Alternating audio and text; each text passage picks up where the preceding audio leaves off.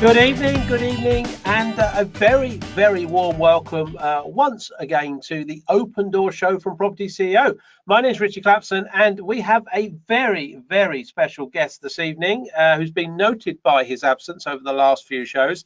My business partner, the other half of Property CEO, Mr. Ian Child. Good evening, Mr. Child. Good evening. Well, it's great to be back. Missed the old place. Noticed that it hasn't actually changed in my absence to the Richie Clapson show, so that's good.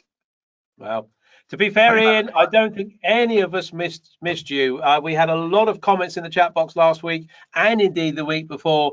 Who's Ian? Who is Ian? So, there we go. Just like anyway, look, it's great to have you with us. And over the next 45 minutes, we're going to be taking a deep dive, as always, into the world of small-scale property development. Isn't that right, Ian? Certainly is. We're going to be covering some of the latest news items, and we're going to be talking to some of the movers and shakers on Open Door who are out there giving us a bit of an inside track, hopefully, on the wonderful world of property development. We're also going to be shining a bit of a spotlight on any areas that we think could be a good opportunity for new developers to get into. Absolutely. And above all, even though Ian's back, above all, we're still going to have fun. And to be fair, we had a bit of fun last week, didn't we, in the week before? I did a solo show the week before that. If you haven't seen that, pop onto YouTube, have a listen to that. It's probably the best Open Door show that we have ever done. But, it's great to have Ian back. I think he's learning the ropes, and we want to try and encourage him tonight, guys. So encourage him to enjoy the show, and so that should be good. But guys, we need you to join in. Okay, it is a question and answer show this evening. It is the two of us talking about something or other. Ian, I'll tell you what that's about in a minute. So please put your questions in the chat box, and we will try and get as many as we can answered. So Ian, what are we up to this evening? Well, I gather we're going to be talking about how you can go about building your very own power team. So this is how you're going to be able to get some amazing people working for you on your developments, on your projects, even if you've not done any property development projects before. So if you've got any questions about how you could go about putting together a team of professionals to work on your development projects, then please put your questions into the chat, give us a ping, and we'll do our best to answer them. Actually, you can't say give you a ping now, can you? It's a bit sensitive. I don't know. I think you've forgotten how we work this thing, but anyway, we're back here. Anyway, who's on this evening? Let's have a look. Mark's on, Tanya's on, Joe's on, Raymond's on, Eldo's on. Good evening, Eldo. Emmanuel's on, Suma's on, Roma's on. Hello, Roma. You're one of our biggest fans, I think. Dell's on. Who's else on? Loris is on. Hello, Loris. Damien's on. Con's on. Carmen's on. Alan's on. Yogesh is on. Jamie's on. Caroline's on. Harjinder's on. They're all on here. And we've got a message in the chat box. Hello, says Yogesh. Hello to you. And hooray. Welcome back. Welcome back, Ian. We missed you. The show wasn't the same without you, says Tanya. Thanks, Tanya. And she's put underneath, hi, Richie. Brilliant show last week. The one before that was the most special we've ever seen. I have to say, Richie is probably the star of the show. By the way, you tease on when you get home. That's my wife. That's great. Excellent. Full of energy today, says Yogesh. Is that you or us? I don't know. We're always full of energy. We like to bring a bit of energy and a bit of life to the show. So welcome all of you. Jamie's just put a comment in there. There's a few Jamies on tonight, so maybe this is you, maybe this isn't. And Jamie's just put a comment in there to say good evening. Welcome back, Ian. Okay, too much of that going on. Nice to see a full A team, says Raj. Okay. Well, I guess that's what that's about. Ian, have you got any news items to read out? Let's give a few news items, and then I'll talk about building your power team.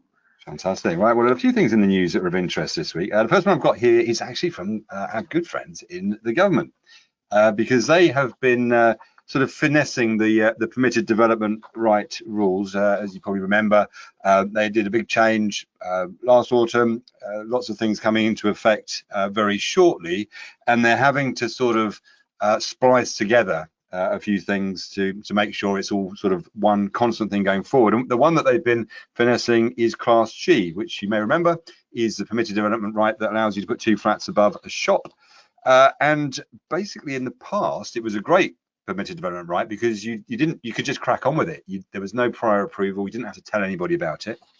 But from the 1st of August 2021, you will require prior approval. So deep size all round. But there is a bit of good news as well, which is because, of course, shops are from the 1st of August going to be in the new super use class E, which encompasses all sorts of things, banks, restaurants, cafes, light industrial, offices, gyms, creches, health centres and the like.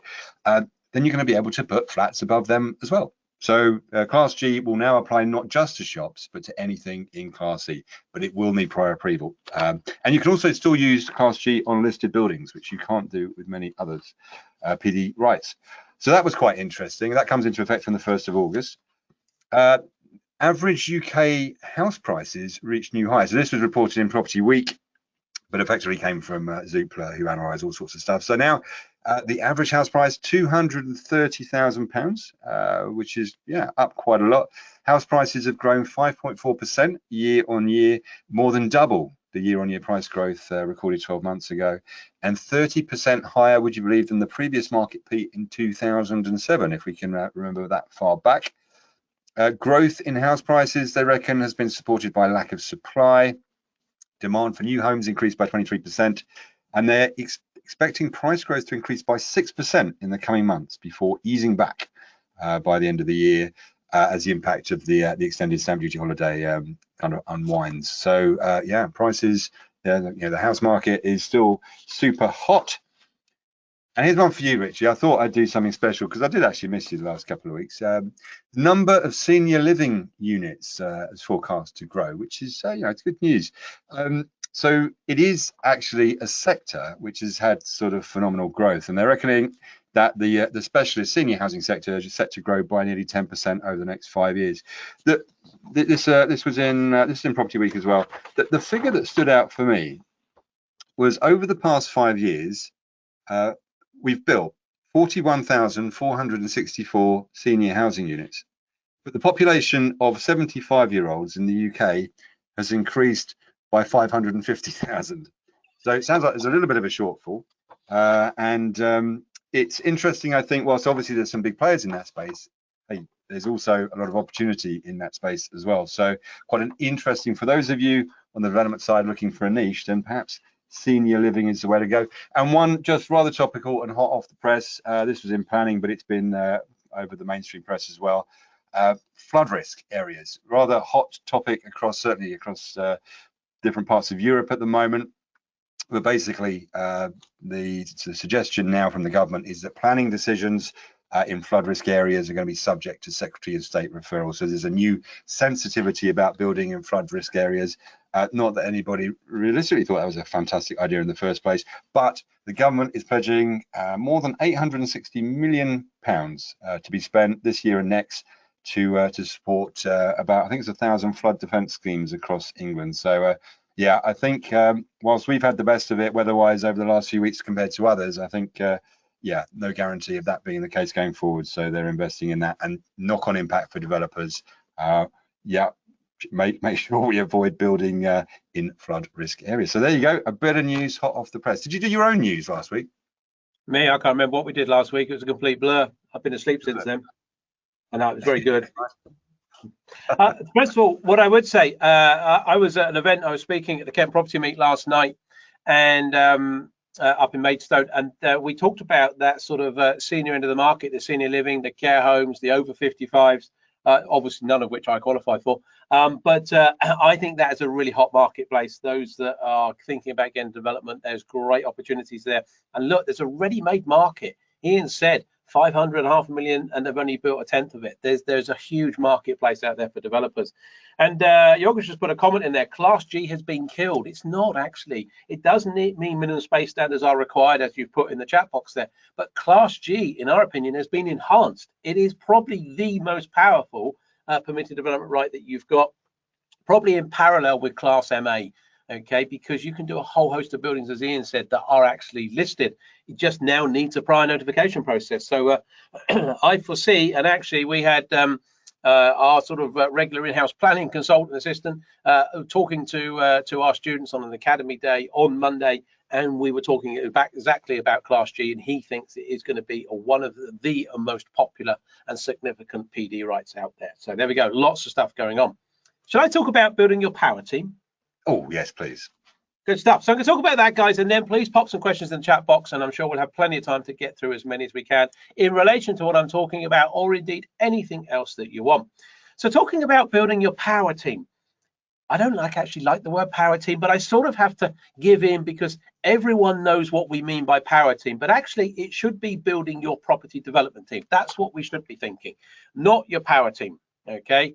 Because people talk about that, it's a bit crass. So think of building your property development team, but I will use the power team term tonight. Let's try and give the whole thing a sort of bit of context, okay?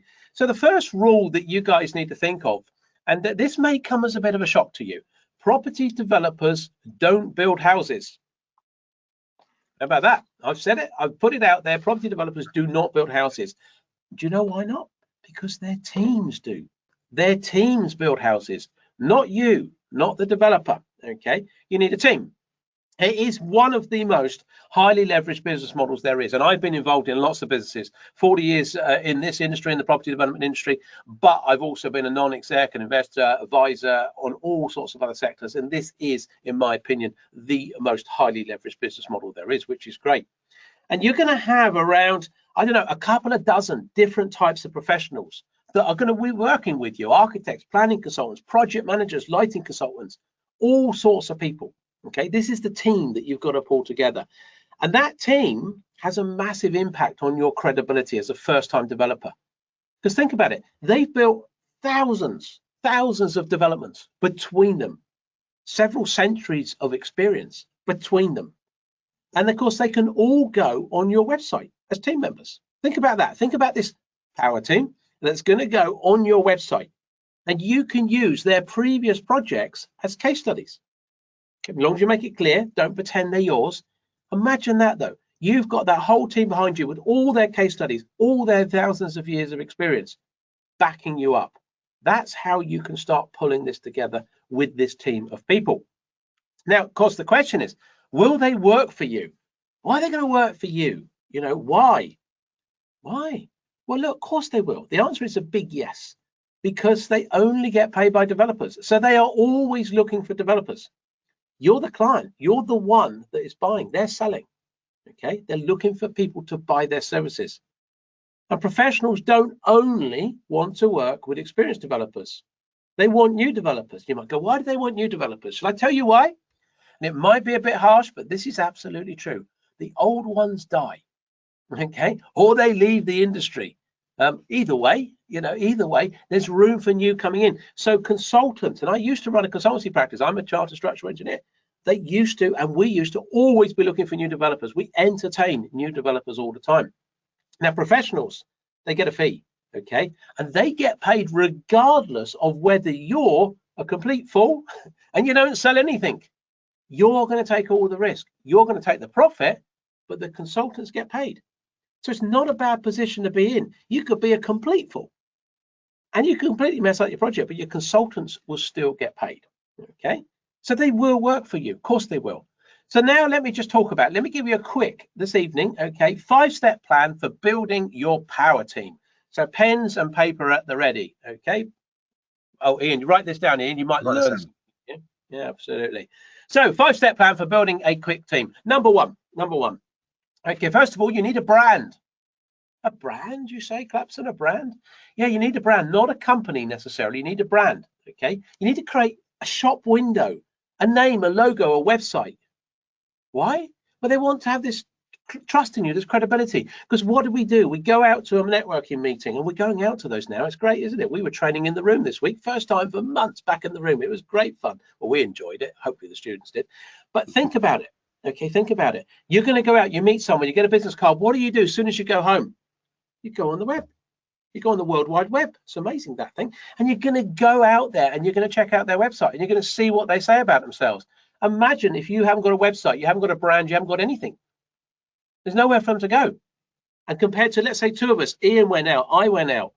Ian didn't have a business card, I did. Maybe he had a business card, but there's nothing on his website. Maybe his website didn't have a brand, but mine did. Maybe he had no one on his website, but mine did. I had all those consultants, all those professionals. There's a bit chicken and egg, but actually you just need somewhere to start. You just need one person. I'll tell you who that might be in a minute. But you need a brand. People start looking at you and they take you seriously. So the first thing is you need a brand. It's not necessary, oh, I've got a company set up, a company's house. No, you need a brand, a name, a logo, a website, and do not overthink it. Number 2, okay, so I'm going to do this fairly quickly tonight, otherwise I could be here until 8 o'clock, half 8 doing this. You'll be on your own. On my own. Well, I was on my own last week, the week before, Ian, to be fair, so it's actually quite a good show. Anyway, number 2, you walk straight into that one. You need a niche, okay, you need a niche. Now, what I mean by that, when you're talking to people, you know, what are you going to build? How big? You can't look at everything, or you can't say, oh, anything that makes a profit. I mean, then you look a complete fool. Imagine if you went out there and you met an architect for the first time and he said, oh, what sort of things are you into? And you go, anything that makes a profit. I look at everything and anything, anywhere around the whole world, any value. They're going to walk away. Now, it doesn't matter whether you change your niche, doesn't matter whether you pivot, but have a story. Yeah, what I'm looking at, I'm looking in and around the Newcastle area, again, in and around the Birmingham area, whatever, 12 miles radius, etc., etc. I'm looking for refurbishment type projects. That's the sort of thing I'm working on, and I'm looking to, you know, whatever size, up to 15 units, etc., etc. You've got something which they can pin on. Doesn't matter if you change it. And they might say, oh, well, that's interesting. Well, we don't really do that, but we do a bit of this. Yeah, we are looking at that, but that's not our first focus. So have a niche is the second one. Have a niche. Have a story that you can tell around that niche. And then following on from that, actually have a story. Okay, you need to have a story. Number 3, write down. You need to have a story. You mean, what do you mean story? What is it, a bedtime story? No, look, you've got a story, which is, how have you got where you are? How have you got there? Why are you doing it? Why are you doing what you're doing? Now, at the end of the day, you're an entrepreneur. You're putting together an experienced team of people. You don't have to pretend to be an experienced developer, because you will get caught out straight away. We can spot you about 3 miles in before you've even got out the car. Okay, you need to have this story. What I'm doing, I'm transitioning business-wise. Okay, I'm transitioning. I'm moving from, you know, I had a portfolio. I'm moving and transitioning into development. I've got a business, an industrial business. I've got a business in the manufacturing sector. I was an IT professional. I'm transitioning into development. I'm building up a bit of it. Have a story. Why have you come here? What are you doing? You don't have to make it up. It's your true story. People want to know that you're an entrepreneur. Okay. And now your pitch, and be passionate and excited about it.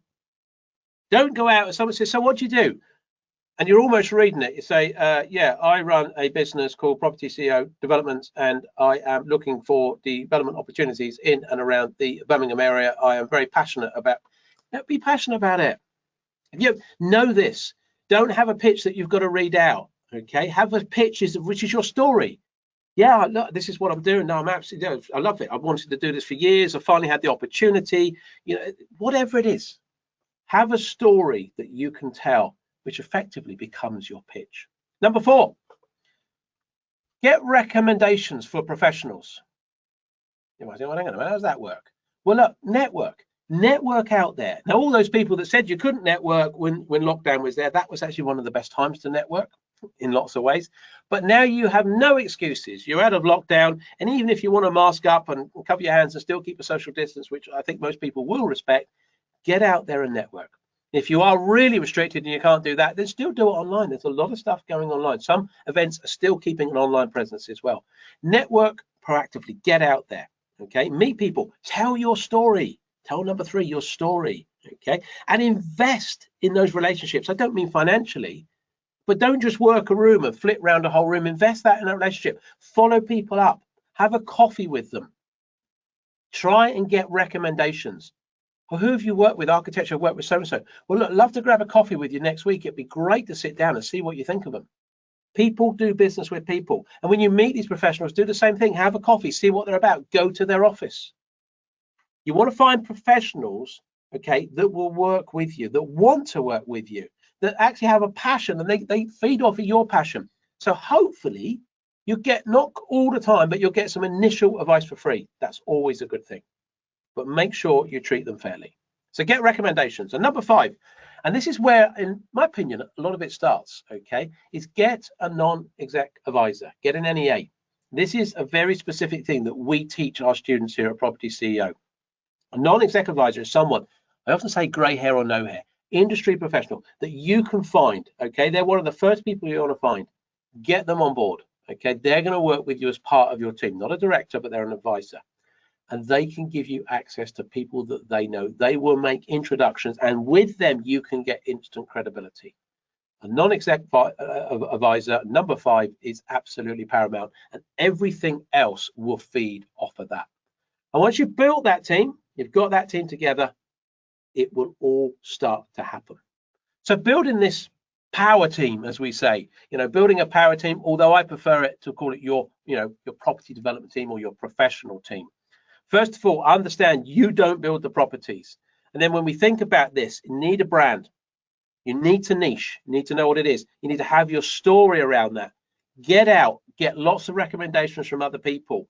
See them, invest in those relationships, have coffees, and alongside that, get a non-exec advisor on board who will help steer this whole thing through for you. And you will be able to go out there and build a power team.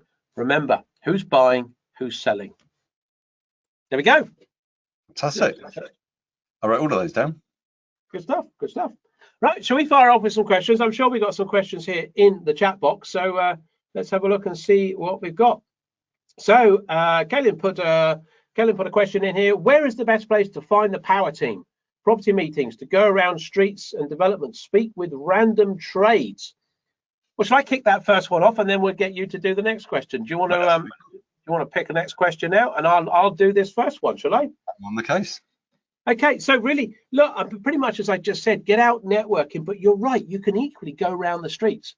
Okay, go around, look at developments, just go in, have a chat, see who's in there. The contractor's probably in there. Ask them who the architect was, who the structural engineer was, who the project manager was. Are they any good? You're going to find out.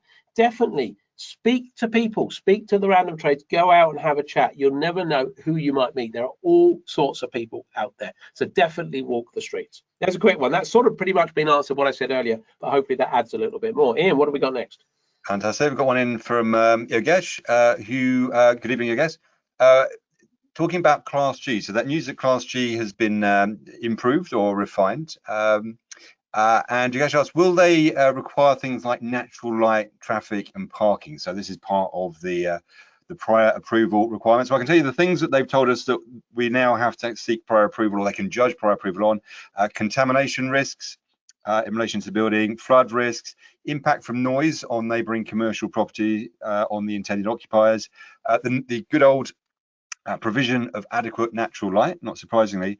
And then there's actually a new one, which is quite an interesting one, which is the arrangements for the storage and management of waste. So one of the big problems that you quite often get in uppers, where you're putting in residential above ground floor premises, is of course what you do with the wheelie bin.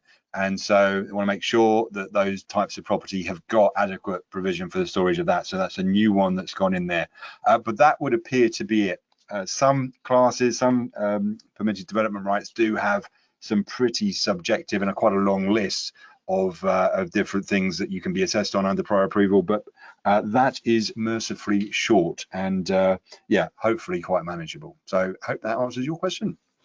I think there, just to add to that, most of these permitted development rights aren't concerned with parking, although a lot of people think they are. They talk about a traffic and highways impact. Okay, that doesn't mean parking. A lot of people think it does. It's not.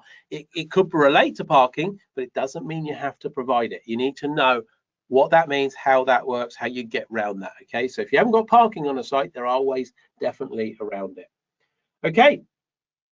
Okay, so we've got a question here. Dan says, good evening, Dan. Dan says, can you tell me what an architect does compared to a structural engineer? Is there much difference, or can they do the same things? Dan, yes, there is quite a bit of difference. Okay, and again, you know, I smile, but actually in a positive way. This is why, I guess I would say it, wouldn't I, because I run an educational company, but this is why you need to understand this stuff. You need to get educated. If you want to go into development, do it properly. Okay, and I mean that sincerely. What's the difference? Architects, let's keep it real simple. Architect makes it look nice.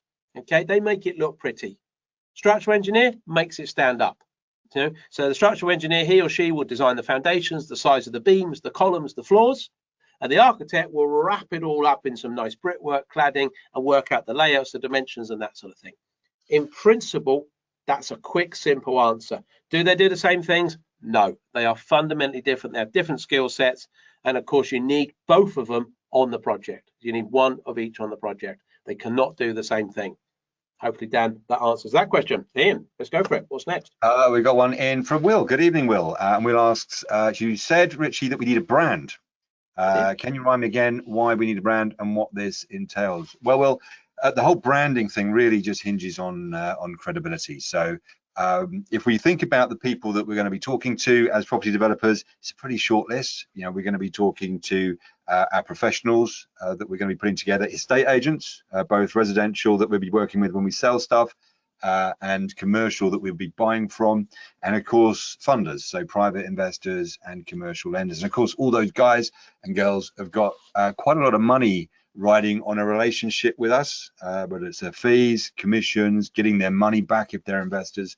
So there's quite a lot at stake. And of course, you're going to come across very well, I'm sure, face to face, but you need to back that up, because as a rule, they will always check you out. They will always do some due diligence, and the first place they're going to look is look for your website. Do you look professional? Do you look like you've got something behind you, or are you literally somebody with a nice smile and a sharp suit that operates out the back of a car, and they've just met you, and that's all it is? So they want to get a feeling of substance, and that's kind of a key part of I guess how we teach people to build a brand around them, so they've got that credibility kind of out of the box. So before they get started in building a lot of these relationships, they already look good, and they've got those essential building blocks in place. And the great thing about it is, once you've done it, once you've set it up, and it isn't rocket science, you don't need to over egg it.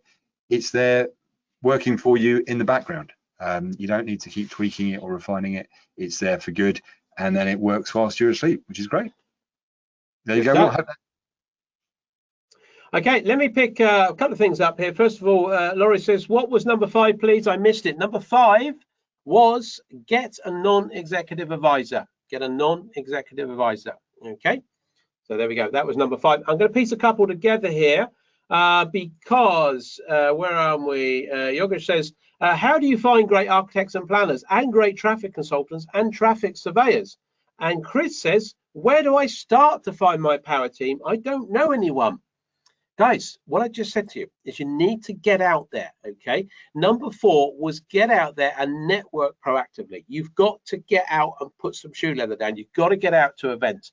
And I don't just mean those wonderful property networking events run by property training companies, which are great events, okay? But I mean get into the industry. Get out into the industry, the property industry, where the architects, the engineers, the project managers, they all meet.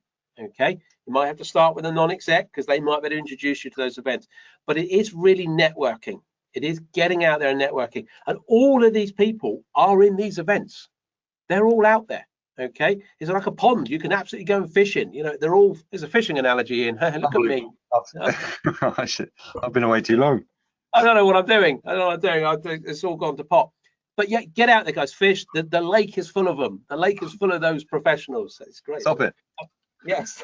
So yeah, in terms of Tom, you will start. You just got to start, and you know, once you find one, it leads to another, and it leads to another. Tom, Yogesh, hopefully that's answered those questions. Ian. Fantastic. Got one here from Tracy. Good evening, Tracy. And Tracy asks, you mentioned that we shouldn't pretend to be experienced, but surely the professionals need to think we can do this. Otherwise, why would they bother with us? Well, Tracy, as kind of Richie pointed out, when the professionals that are involved in the market, in fact, everybody involved in property development that works with a developer, they only get paid by developers typically, you know, so certainly your professional team is just paid by people that are doing property development projects, and for all of them, they're looking for new developers. Why would they be doing that? Well, because ultimately a property developer that does one project is likely to be doing more projects. They'll do the second, the third, the fourth, and so on. They're likely to be working perhaps fairly locally. And once you've got a good team, why would you jump ship? Why would you work with other people? So from their perspective, trying to find a good developer out of the blocks is going to be is one of their key goals. They're always looking for new blood to come along the line. I think the other perspective on it is There was recently a business created called Virgin Voyages, which you might have heard of, run by a chap who's never run a cruise line business in his life before, certain Mr. Richard Branson. And of course, nobody's going to bet against Richard Branson being successful as the head of a cruise line business, although his timing probably could have been slightly better. But you know, we've got faith in him because of his track record in other things that he's done. And as Richie mentioned, what you're doing here is you're the entrepreneur pulling this team together. You know, you've got the vision, you own the brand, you're doing all the hard yards and making everything happen, but actually it's your team that is going to be doing this. And so they're going to be working with you. They do need to have confidence that you're going to be a good CEO, that you're going to be a good boss, a good person to work with and for, and certainly you'll be looking to build that rapport when you go out and speak to them. But it isn't about pretending to be experienced. That's the last thing you do, because you don't need to do it. There you go. Hope that helps. Okay, good stuff. Right, I've got a few here which I'm going to pick up about non-exec advisor. Ooh. So let me just pick them up. So Bill says, will a non-exec advisor charge fees? Tanya said, could you elaborate more on the non-exec advisor? Is this a business coach that doesn't know anything about property? What are they advising on? And Kalyan says, a non-exec advisor, who can this role, who can be this role, please? Where to find him or her, I should add. How can they be willing to be your NEA? Look, okay, so non-exec advisor. No, they're not getting a regular monthly fee, but they will get a share of the profits. This is what you do. You do a deal with them so they can get a share of the profits at the back end. This is not about them having a regular monthly fee. So they are someone who, if I'm talking about grey hair or no hair, is probably at a point in their life where they're very willing to give back to an extent. They're very willing to want to encourage people, but people they believe in, that perhaps have that passion that I talked about earlier, okay, and indeed come out the blocks with some credibility. You know, they don't come out with a load of BS and fluff pretending they can do it. They are someone out there saying, would you help me? I'd love to get into this. So they are those sort of characters, okay, and him or her can be that sort of person. Yes, there's a deal in terms of it's a profit split, okay. Where will you find them? Networking, okay. Now you're going to know exactly who they are, what's the profile, how would they fit. But that's what we teach our students, to go out and I can tell you, it's funny because most students go, I'm never going to find that type of person, never. And I remember one of our students up in Nottingham, and he said, there's no way I know anyone that fits that description. So we gave him the brief, we talked to him about it, we told him what to go and do, and he went, no way. And I think Ian knows who I'm talking about. And he come back to one of the other sessions, I don't know, a couple of months later, and he went, guess what? I said, what's that? He went, I've got 2 non-exec advisors. And he'd gone out and he'd found 2 very, very credible non-exec advisors. It was very, very good. So that was interesting. Are you guys non-exec advisors? To an extent, we do a very limited amount of non-exec advisory work. I do a bit of non-exec advisory work in other industries as well, other than property. So I'm a non-exec on a few boards doing various bits and pieces.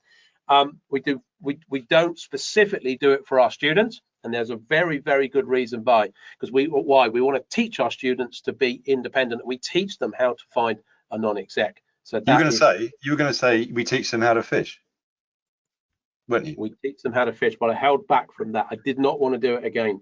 I've already embarrassed myself. That question came about because of the reference to grey hair and no hair. Obviously, thought that we were the perfect lineup. NEAs. There we go. Right. What's next? Well, so it's got one in from Petra. Hello, Petra. When you talk about telling people about your journey to this point, surely that is only of interest if it is property related. Not really. There is certainly, I think, a picture to be painted if you've got a sort of property background. So, for example, a lot of our students, well, some of our students come from a buy-to-let background. They've done various things in property. Some haven't at all. There are a few who have been in the industry as well. Certainly, that's an area where I'd say that quite a few people get an interest in doing development, basically because they work in the industry already and they can see that that's the developer kind of takes the lion's share of the revenue from development schemes, and they've already got a piece of the jigsaw puzzle. But the fact that if you haven't got a backstory in development, that and property generally, then absolutely no problem at all. Because again, what the role of the property developer is very different. You're leveraging a handful of skills that are actually pretty different to that. We're talking about acting in that CEO role, so business skills, organizational skills, people skills, and decision-making skills. Those are the key things that you need to be a property developer.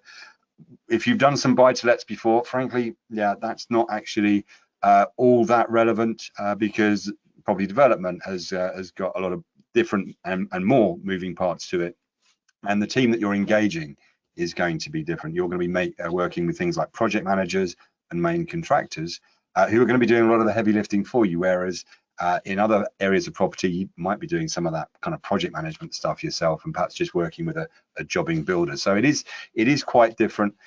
What I would say is that people have got life experiences and career experiences in other areas that they can still bring to bear when they write.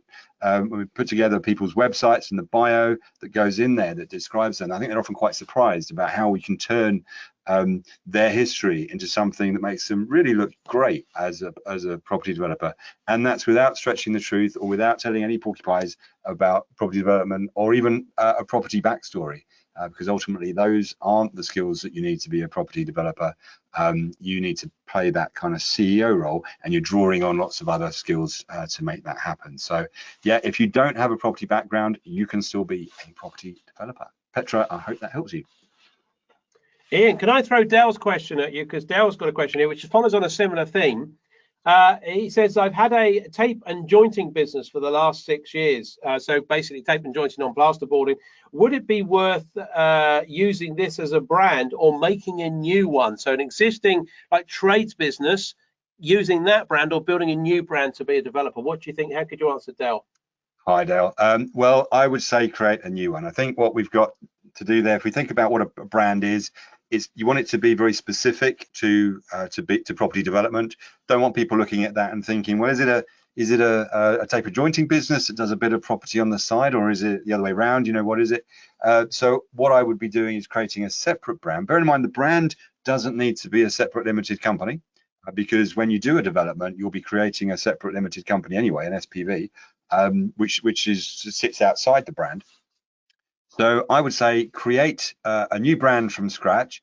You might want to use some of the, if you've got the name of your business, there might be a kind of a link between the two, but entirely up to you. There might be some branding links between the two, or it could be completely separate. And then I think what you would say, again, going back to that whole question of the bio that you put in your back is, yeah, if you've got a background in the industry, so you've got a track record in the construction industry, and what you're doing now is basically extending that breadth and the business opportunities that you see in the industry into a slightly different direction, and that's your property development role, your property development brand, and the two things are kind of kept separate.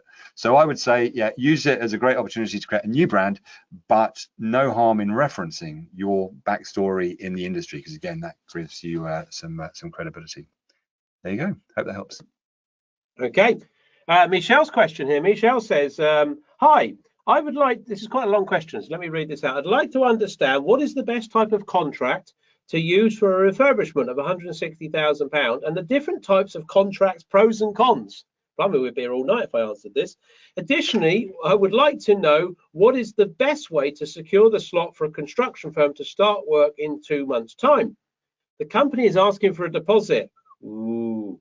Do we include this in the JCT contract, or do we use an escrow account, other alternatives to have funds secured? Kind regards.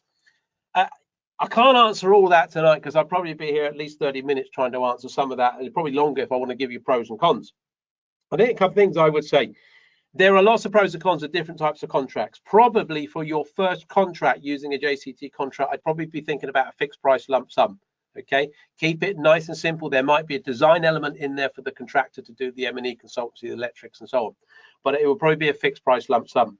In terms of securing the contractor, that's what a contract's about. It's about securing a legal arrangement for them to start, and their start dates. Contracts have start dates. That's what it's about. That's why you do it. Secure a start date and you secure an end date. The thing I would say to you, Michelle, and I don't know where you're at in your journey or how educated you are, if you're trying to put the JCT contract together yourself, don't, because you will probably fail, okay? Unless you've got some good experience, and indeed you may have. But majority of people out there, have not got the experience to put a JCT contract together. You want to get a project manager to put that together for you and make sure it is sewn up.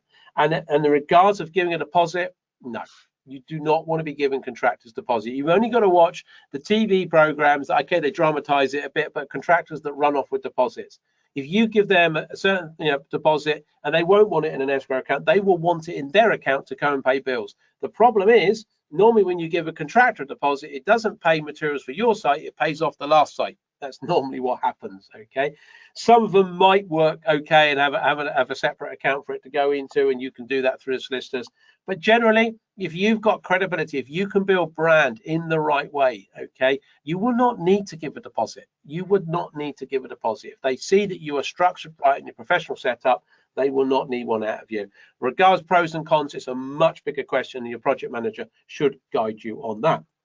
What I'll also do, if it's okay, I'm going to pick up. Actually, there's a question we had submitted in the week. I ought to pick this one up because, guys, you can submit questions prior to the show if you want to. Because Callan's asked a question. I think this is quite an interesting question. It says, I have one single and very important question. So we need to answer this one here. It says, how do you keep your team in place and let no one leave your project? Handcuffs. What legal options? Okay. What legal options are there to keep them glued and march forward with the project? Thank you, says Callum. Good question. It is a good question, isn't it?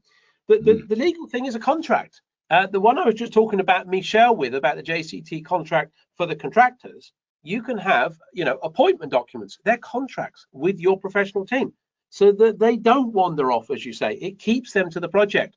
And everything should have KPIs, key performance indicators. They should have times that you're working to. There should be a program that you're working to. So all of your consultants will be controlled in that way. Now, what I would say, though, you can have as much paperwork as you want in this world. But the number one skill that I believe you need to be a successful developer is people skills. I talked about it earlier about building your team. Okay. You can't start the time that you pull out the paperwork and start waving it around, Callum, it's all gone pear-shaped. Okay, you need to be in there chatting to people. If you chat to people, if they're enthusiastic, if you have passion, they want to work for you, they won't want to leave your project. They won't want to let you down. And the other thing, and it's dangle it in front of them, it's a carrot. It's the next project and the next project. You keep waving that, then you'll be successful. They will be glued to your project. Ian, have you got one more we could fit in? I think we could probably fit one more question in. We could fit one more in. I've got one here from Peter, who says, "Good evening, Peter. I've never done development before, but have set up my business, have some good financial backing, and am ready to go. What's the best way to approach commercial agents to be taken seriously?" Okay, so a few things, Peter, there. I'd say, first thing out the blocks, just kind of going back to that whole thing about branding. Make sure you've got that set up first of all, because they will check you out. Also, when you're approaching commercial agents, don't just drop in. Make sure you make an appointment, treat it as a business meeting rather than something that you pop in on the way to Sainsbury's. You want to be taken seriously, and you want to make sure that you've got some of their time. I would say structure it, make it kind of systemize the whole thing. It's kind of easy to start having conversations with commercial agents, but actually it's a lot more than that. You need to, the skill is in the follow-up, because getting on someone's mailing list, no problem at all. Anybody can do that. The key is to try and get in the old little black book, so that when something comes up on the market and it absolutely fits your brief, that agent immediately thinks of you and gives you a call before it's gone on the open market. And they'll only do that if you're front of mind. And so you've got to get in that situation where you're building that rapport, building that relationship. Don't need to do it with every agent that you meet, but you do ideally want to be able to do it with a selection, a handful of agents, because that's the best way of getting deals. So make sure that you're kind of following it through as a system, that you understand, getting in touch with them and revisit them regularly, because the worst thing you could do is get on the mailing list and just sort of sit back and relax and think, well, I've been on the mailing list for 6 months now, and they keep on sending me particulars as they come on the market. Well, guess what? that's exactly the same thing that happens to the other 10,000 people on their mailing list. All the best deals are already been done through phone calls that have come out the black book. So that's where you want to get to. Make sure you're kind of trying to establish those great relationships just with a handful, and that should really pay dividends for you. There you go, Peter. I hope that helps. Great stuff. Guys, I'm afraid that's all we've got time for. We always like to wrap up around 1:45, and by the time we wrap up the show, it'll be a few minutes after. Sorry if we haven't answered all your questions. There's so many questions that come in, but please always keep them coming in the shows. It's great. We try and pick and choose as many as we can and get through as many as we can. If anyone out there is thinking about development, or if we spark some interest, and if you want to come and spend, and I can't imagine for one reason why you would, but if you want to come and spend 3 hours with myself and Ian next week, one evening, then you are more than welcome. Tuesday and Wednesday night, we are running 2 free, completely free 3-hour training sessions. And if you're interested, propertyceo.co.uk/roadmap.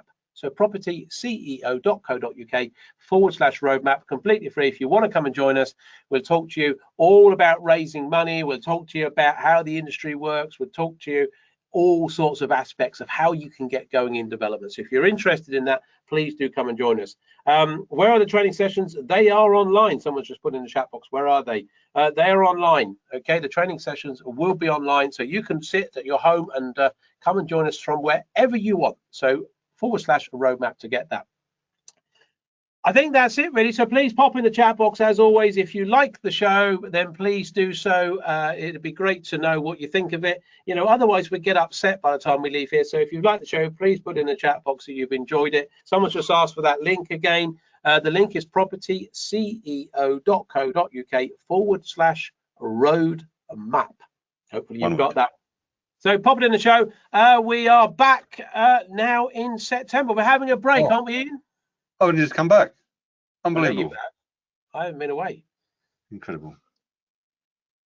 It's terrible, isn't it? Yeah, we are back in September the 2nd. Can't wait. So, guys, we are having August off, so please enjoy yourself in August. I don't know what you're going to do on a Thursday night without us. Normally, the show is weekly. Someone put in the chat box, is it a weekly show? It is weekly, apart from the times we don't do it. So we will be back for next season on the 2nd of September. The normal bit of fun, bit of chat, lots of guests coming up next year. So thank you very much. Thanks for joining us. Who's put what in the chat box? Let's have a look. Dale says, thanks, lads. Oh, lads. So that's quite good. Never been called lads, not for a long time. Thanks, guys. Very informative, says Bill. Jamie says, fantastic evening. Thoroughly enjoyed it. Thanks, Jen, says Tanya. What a great opportunity, but would be overseas. Back to the UK on the 5th. Ah, well, you're back on the 5th. We'll have to join on the show after that. Sarah says, what a great evening. Great fun as always. Harjinder said, love it. The A-team are great. Thank you very much, says Kaelan. And finally, Karen says, have a great evening, guys. Have a great break. See you in September. See you all in September. Have a good break. See you soon now. Bye-bye.